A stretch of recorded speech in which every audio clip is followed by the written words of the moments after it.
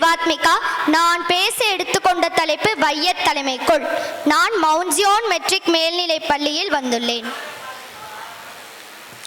ஆகச் சிறந்தவைக்கு இச்சிட்டுக்குருவியின் சிரம் தாழ்ந்த வணக்கங்கள். உலக பொதுமறையாம் குரலமுதம் தன்னை நல்கிய வள்ளுவன் நாப்படைந்த தமிழே, உன் திருவடியை பணிந்து தொடங்குகிறேன் என் உரையை.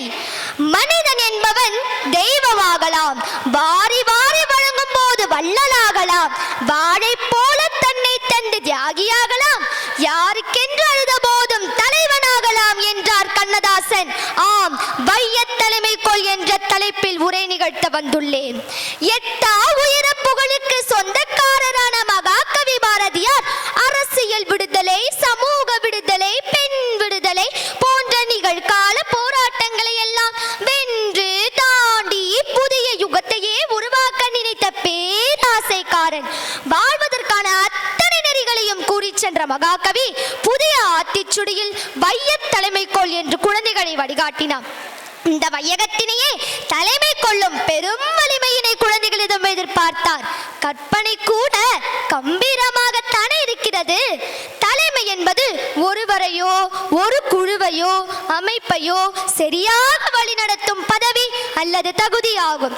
கல்வி, வயது, அனுபவம், நுண்ணறிவு, அன்பு, கருணை, அறம், வழிநடத்துதல், திட்டமிடுதல், பொறுமை, தன்னலமின்மை என அனைத்து குணங்களின் வடிவமே தலைமை. தலைமை தகுதியான் தான் வாழும் ஓம்பல் என்னும் புறநானூற்று வரி தலைமை பண்பே மனிதனை உயர்விக்கும் மற்றும் உயிர்ப்பிக்கும் என்பதை உணர்த்துகிறது. தலைமை பொருந்தும் இயல்புடையான் ஆட்சி என்ற வான்மறை வள்ளுவமோ தலைமை பண்பு தலைமை பதவி வகிப்பவருக்கு இயல்பாகவே அமைந்திருக்க வேண்டும் என்கிறது. தலைமை என்பது ஒரு பதவி மட்டுமல்ல, அது ஒரு பொறுப்பு, கடமை, முன்மாதிரி. மன்னன் எவ்வழியோ மக்கள் அவ்வழி. இங்கு மன்னன் என்பது தலைமையை குறிக்கும். மக்களின் பண்பாட்டின் நடத்தையின் வாழ்வின் அறிவின் முன்னட்டியே தலைமையே. வையத் தலைமை என்பது இன்னும் உயர்வானது. உலகை வழிநடத்தும் பொதுநல பணி, கல்வி, அரசியல், அறிவு, அறம், அறிவியல் போன்றவற்றில் உலகத்தின் மீது தாக்கத்தை ஏற்படுத்தும் தொடரே வையத் தலைமை. வையத்துள் வாழ்வாங்கு வாழ்பவன் வானுரையும் தெய்வத்துள் வைக்கப்படும் என்ற குரட்பா இவ்வுலகில் அனைவருக்கும் மரவழி காட்டி தானும் மரவாழ்வில் திளைத்து பொது நலத்துடன் முகம் காட்டி பிறவியை உலக நன்மைக்காக முழுமையாக பயன்படுத்தும் ஒவ்வொருவரும் தெய்வத்திற்கு நிகராவர் என்கிறது. உலகம் நம்மை தலைவராக ஏற்றுக்கொள்ள வேண்டும். புத்தர் வையத் தலைமைக்காக பாடுபடவில்லை. அவரது வையத்து வாழ்க்கை அனைவருக்கும் வழிகாட்டியதால் அவர் தலைவராக ஏற்கப்பட்டார். வையத் தலைமை என்பது பதவி என்று, அது அன்பாளர்கள் தானாக தரும் உயரிய இடம். அதை நாம நாடி பெற இயலாது.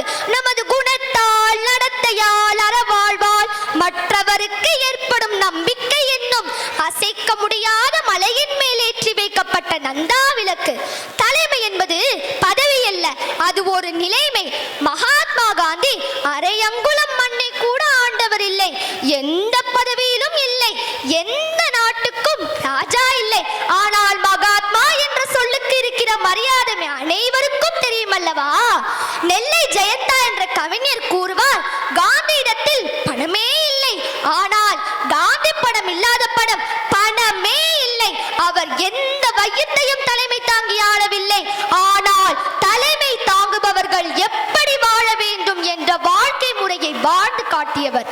புகழெனின் உயிரும் கொடுக்குவர், பழியெனின் உலகுடன் பெரினும் கொள்ளலர் என்னும் புறநானூற்று வழிகள் காட்டும் ஆளுமை உடையவரே வையத் தலைமை உடையவர். அத்தகு உயரத்தை எட்ட தியாகங்களும் மரங்களும் பொறுமையும் படிக்கட்டுகளாக அமைய வேண்டும்.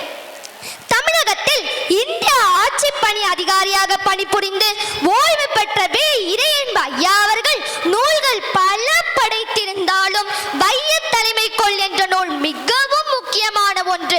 அப்புத்தகத்தின் முக்கியமான நோக்கம் இளைஞர்கள் அனைவரும் உதாரணமான தலைவராக மாற வேண்டும் என்பதே. நண்பர்களே, வாசிப்பை நேசியுங்கள், சுவாசியுங்கள். நிச்சயம் இவ்வையகத்தை ஆளலாம். துடிப்பாகவும் முனைப்பாகவும் செயல்படுவோம். பாரதியார் கண்ட வையத் தலைமைக்கோள் என்ற கனவை நினைவாக்குவோம் என்று கூறி வணக்கம்.